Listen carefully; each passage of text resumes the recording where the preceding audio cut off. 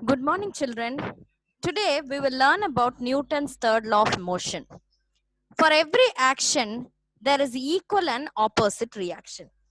See, we have to understand this in science as a qualitative way. So you cannot understand just to think that for every action there is equal and opposite reaction. But in science, has a specific and quantitative meaning. So what is that? We'll see.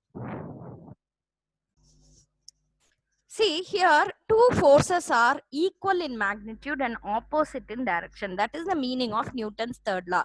For every action, there is an equal and opposite reaction. So the meaning is for an action force, there is an equal reaction force. That is the meaning. That is, the two forces are equal in magnitude. Magnitude means you have learned in your lower class, magnitude is nothing but the value. If suppose we are telling that 5 meter, in that 5 is called as the magnitude and meter is called as the unit. So you understand the two forces, that is the action force as well as the reaction force. Now two girls are pushing, no, one girl is giving action force, another girl is giving reaction force. So they both have equal value, but how is the direction? They are opposite in direction. That is the meaning of equal and opposite reaction. Every action has equal and opposite reaction. That is the meaning of it. Now think about this particular picture. A car is hitting a wall. Now the car pushes, that is the action force. Now, so in the previous example you can understand that when two objects are two people are applying a force, there is an interaction between the two people.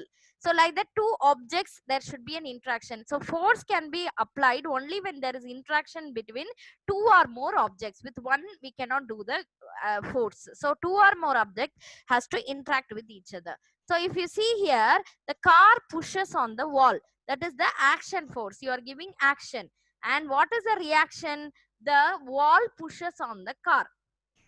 But you should understand that always action force will have a reaction force. They cannot come in isolation. One force cannot always act. There will be another one force also. That is the reason it is told that no force can exist isolated. Forces always comes in pairs. It has to come in pair.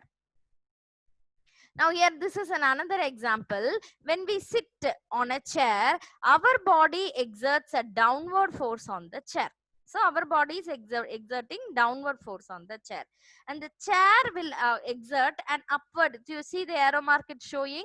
It's showing the upward force on the body. So that is the reason the man is not falling down. If there is no equal and opposite action force, for every action force, if there is no reaction force, we cannot sit on the chair. If since the chair is giving weight for us, force for us, we are able to balance and then sit. So that is the reason it is. So now the chair is not moving. So there is what equal and opposite force. So there is no movement of the object at all. The object is sitting like that only. But how can any object move at all? How can it be possible? For every action, reaction is there, means in our world there should be no movement. But how movement is taking place? Okay, let's understand it with an activity. Look here. The hammer is hitting the nail. So here the hammer is hitting the nail and giving a force to the nail. So there is two objects. Which are the two objects? The hammer and the nail. These are the two objects. Okay, now these are the two objects. So two objects interact with each other, the hammer as well as the nail. So for every action, so which is here the action force, hammer is giving the action force. Now the nail has to give back the reaction force. No, the nail should have the reaction force, because I have told you every action has equal and opposite reaction. But then the hammer should move. No, if suppose the nail is giving a force, the hammer should move. Why the hammer is not moving? So we have to understand that here the hammer is having two forces. One force is given by our hand. We give an upward force to the hammer. That is, we are lifting and giving a hit. And the nail is giving so we are giving a downward force to the hammer, and the nail is giving an upward force to the hammer. So there are two forces, action force and reaction force. So next, if you see the nail and the wood, the nail gives the action force and the wood gives the reaction force. So these both are equal in magnitude and opposite in direction. So if you consider this case, the nail should not move. It should not move now because it is equal and opposite. But why it is moving? We'll see. So only the force acting on the object contributes to the motion of that object. So we need to isolate the system and understand the motion. Only that portion. Now if you see, the hammer is applying the force on the nail. Okay. And here the nail is applying the force on the wood. So there are two types of forces. One action and reaction is taking place between the hammer and the nail. Another action force and reaction force is taking place between the nail and the wood. So you have to isolate and see the motion. So there are two motions happening.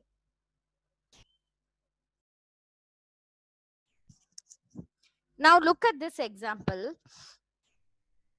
The rock is falling onto the earth.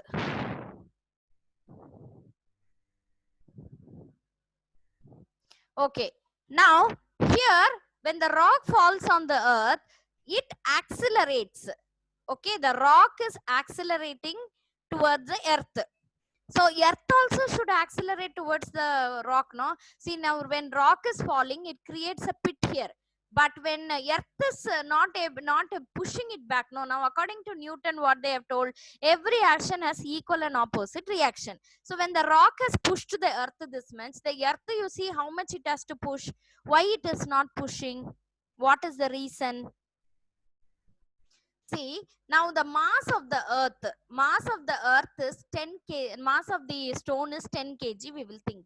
So this 10 kg, when it is falling on the earth, it gives less force. Let's understand it. See, now according to Newton's third law of motion, what I told you, when every action has equal and opposite reaction. So when the rock is falling down, the acceleration produced by the rock should be equal and opposite by the earth.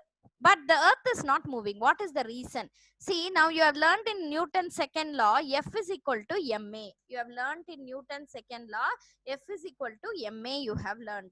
So here F is equal to ma. So what is A? It is equal to F by m. So what is the meaning? Acceleration is inversely proportional to mass. So in the max you have learned about inversely proportional. Inversely proportional means when one increases, other decreases.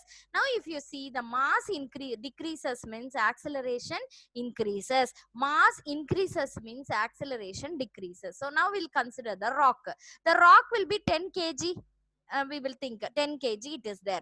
Compared to the earth, the mass of the rock is very small.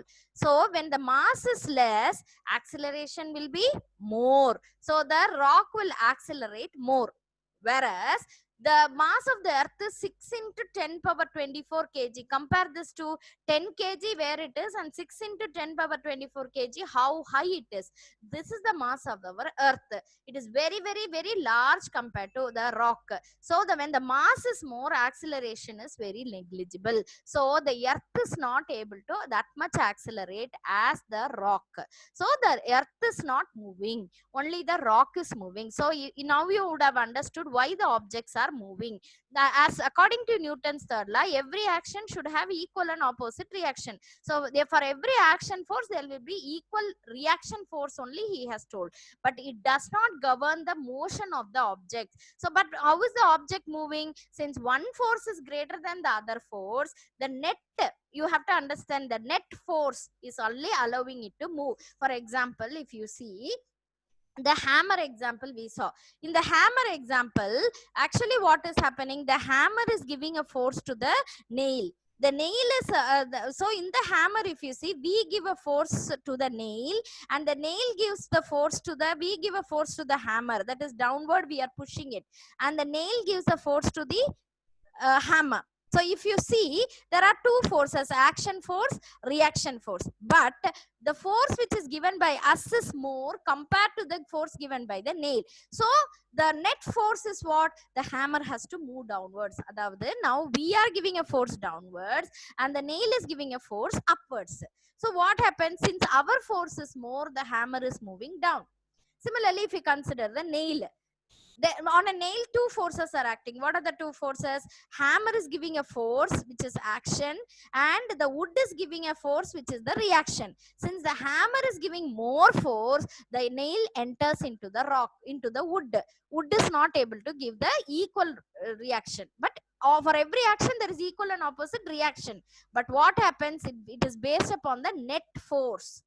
So that is the reason objects are moving. So this is the basic understanding about Newton's third law.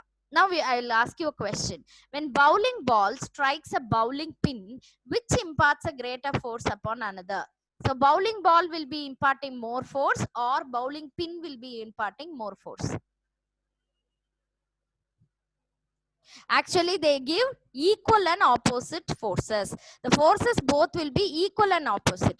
But which experience a greater acceleration when the question is there?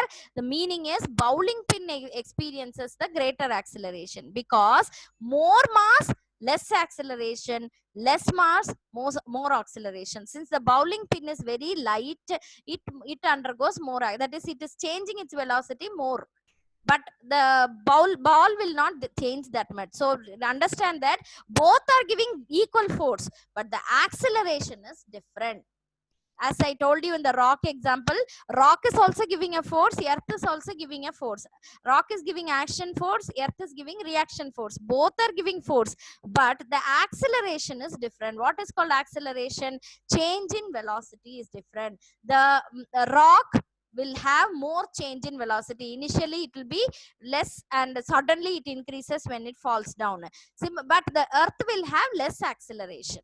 So acceleration is nothing but change in velocity. So you should understand Newton's third law. Every action has equal and opposite reaction, but the that is the acceleration produced by each is different. When more mass, less acceleration, less mass, more acceleration. That is the concept. So here you can see some day-to-day life examples.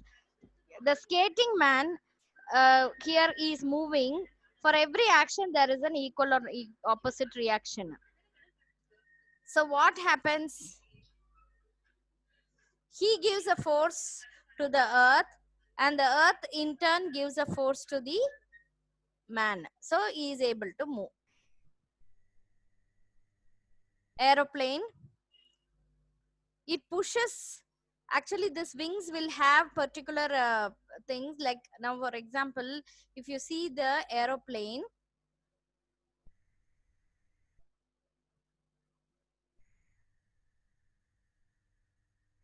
the aeroplane will have air facility to leak out, that is the hot air will come out. So because of that, fan, no, that fan is pushed by the hot air, so the aeroplane is moving forward. Now even in the boat also, the boat people, that is the oar is giving a backward force and the water is giving a forward force to the boat. Now while playing basketball, we give a action force and the floor gives the reaction force.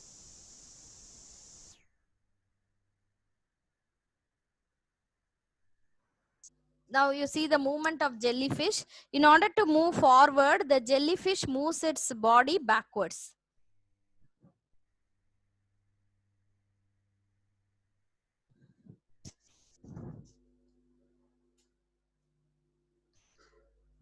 So here also, when in order to jump up high, the boy is giving a force to the material, and this material pushes it backwards. He is able to jump. Here also the balloon changes its shape and direction after hitting, because there is a reaction force. So this is the third law of motion. For every action there is equal and opposite reaction.